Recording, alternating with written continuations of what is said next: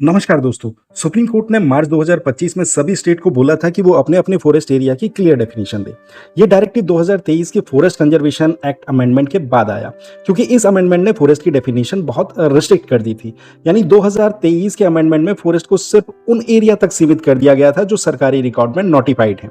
ऐसे बहुत सारे फॉरेस्ट जो ऑफिशियली नोटिफाइड नहीं है वो अब प्रोटेक्शन से बाहर हो गए थे। तो सुप्रीम कोर्ट चाहता है कि फॉरेस्ट की डेफिनेशन डिक्शनरी मीनिंग जैसी ब्रॉड होनी चाहिए, जैसा कि 1996 के गोदावरवन केस के अंदर भी सुप्रीम कोर्ट ने बोला था, ताकि हर प्रकार के फॉरेस्ट चाहे वो नोटिफाइड हो या नहीं उनको बचाया जा सके। इसलिए कोर्ट ने कहा था कि हर स्टेट अपने यहाँ एक एक्सपर्ट कमेटी बनाए जो जीआईएस टूल के जरिए फॉरेस्ट मैपिंग करे और अपनी रिपोर्ट सेंटर को सबमिट करे। इस ऑर्डर का मकसद था कि हर प्रकार के forest like areas, community forest और इको सेंसिटिव जोन्स को प्रोटेक्ट किया जाए। तो इसीलिए रिसेंटली अगस्त 2025 में हरियाणा ने अपने फॉरेस्ट डेफिनेशन को क्लियर किया है, जो ये बताती है कि अगर कोई फॉरेस्ट आइसोलेटेड है तो कम से कम 5 हेक्टेयर का वो होना चाहिए।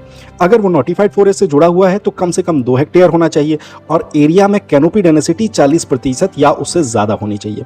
लेकिन लीनियर प्लांटेशन, ऑर्किड्स और एग्रो फॉरेस्ट्री नोटिफाइड फॉरेस्ट से बाहर है तो उन्हें फॉरेस्ट नहीं माना जाएगा। लेकिन अब इस पर कंट्रोवर्सी छिड़ गई है।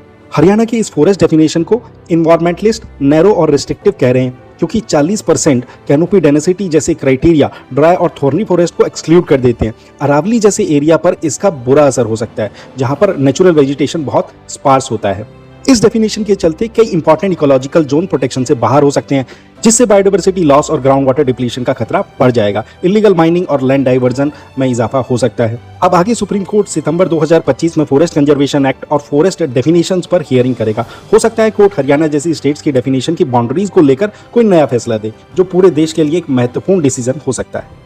तो दोस्तों, आपको क्या लगता है, क्या ये डेफिनेशन एनवायरनमेंट की सुरक्षा के लिए ठीक है? कमेंट में अपने सुझाव जरूर बताएं। वीडियो अगर पसंद आया तो इसको लाइक करें, चैनल को सब्सक्राइब करें। मिलते हैं अगले वीडियो में, तब तक के लिए नमस्कार।